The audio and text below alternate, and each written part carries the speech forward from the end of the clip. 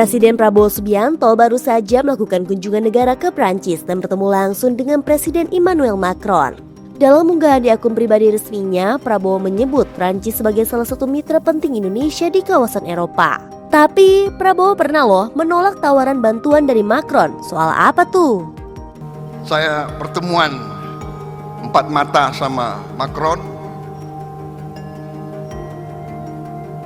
mulai agak disinggung soal kelapa sawit. Saya mengatakan, oh yang mulia, enggak usah. Kami merasa justru kalau Eropa tidak mau beli kelapa sawit kita bersyukur. Blessing in disguise. Agak kaget juga beliau.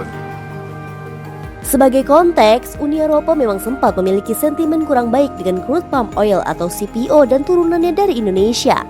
Katanya industri sawit merusak lingkungan hingga berpotensi melanggar hak asasi manusia.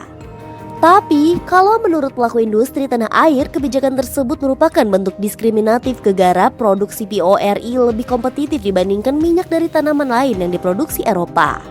Berarti Indonesia tidak akan lagi ekspor sawit ke Eropa selamanya? Bisa dibilang tidak, karena terdapat Indonesia-European Union Comprehensive Economic Partnership Agreement atau IEU-SEPA.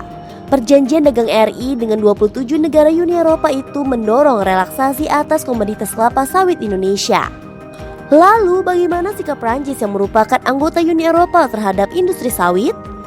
Tahun 2019, Duta Besar Prancis untuk Malaysia periode 2017 hingga 2020, Frederic Laplace menyebut Uni Eropa dan Prancis bukan masuk minyak kelapa sawit. Di tahun 2022, setelah wacana regulasi deportasi dikeluarkan Uni Eropa, Prancis memang sempat mengimpor minyak kelapa sawit mentah atau CPO dari Indonesia.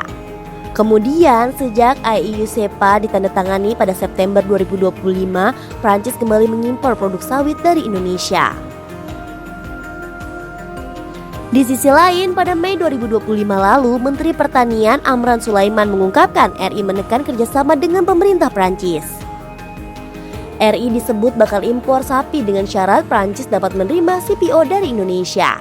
Kita impor bisa sapi, bisa susu, tapi dengan catatan CPO kita juga diterima. Harus dong. Menteri Pertanian Amran Sulaiman, Jumat 30 Mei 2025. Well, apakah ini menjadi sinyal Prancis akan menjadi pasar atau negara tujuan utama baru bagi produksi sawit tanah air?